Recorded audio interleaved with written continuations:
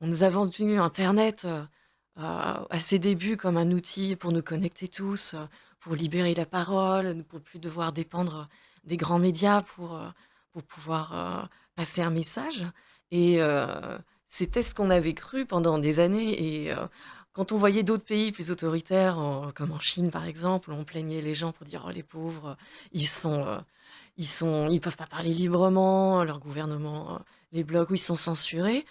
Ce qui est amusant en fait, c'est qu'on est progressivement en train de construire une infrastructure qui devient la même, Mmh. mais en même temps, vous avez une sorte d'influence qui fait que les gens, maintenant, ont accepté cette idée de censure. Oui, c'est mieux de censurer, vous comprenez? Et ça, on a vu ça progressivement arriver depuis ces 5 dernières années.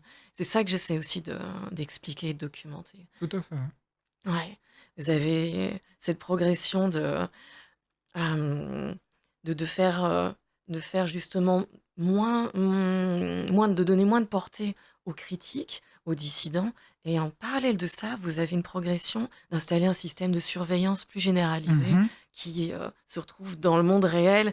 Vous voyez avec plus de caméras, plus, Tout à fait. l'attentat du Louvre maintenant, J'allais en enfin parler. l'attentat, le le Le camp, vol qu'il y a eu au ouais. Louvre, bien sûr, maintenant une des conclusions, c'est il faut mettre plus de sécurité, plus de caméras et en parallèle de ça, vous avez plus de contrôle, du discours public sur internet et ce sont 2 mouvements qui vont en parallèle et je pense pas que ce soit un hasard. Ce sont des voix dissidentes qui se retrouvent justement la cible, de ces posts qui sont parfois floutés, heu et actuellement, bah, beaucoup de gens, n'ont pas eu d'autre choix que d'utiliser alors des VPN, Tout à fait. des outils, voilà pour pouvoir changer leur adresse IP, pour pouvoir prétendre qu'ils ne sont pas en Europe, pour pouvoir voir tous les posts de tout le monde sans devoir vérifier leur âge et quand votre question alors c'est: «Est-ce que c'est un cartel de surveillance?»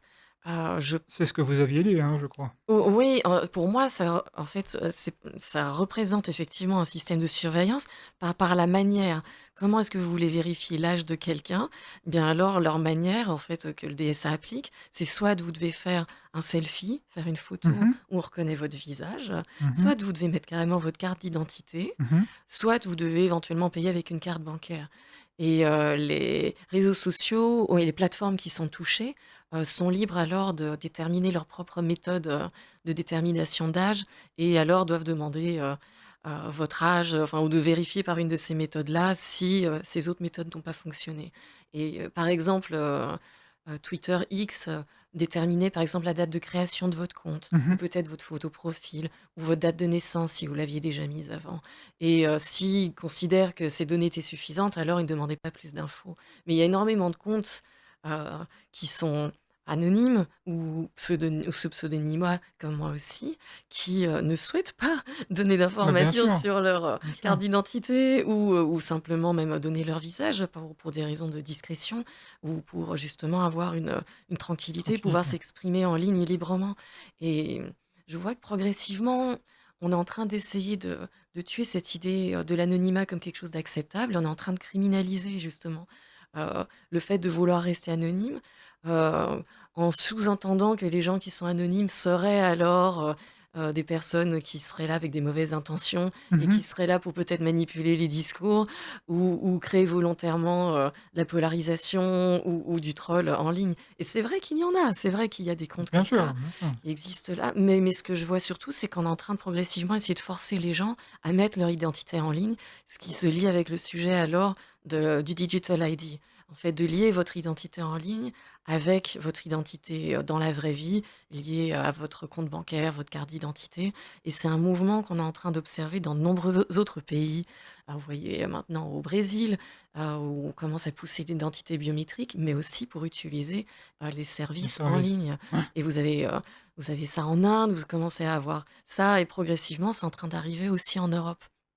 Donc la question maintenant de ce que je vois, c'est quelle est la véritable intention?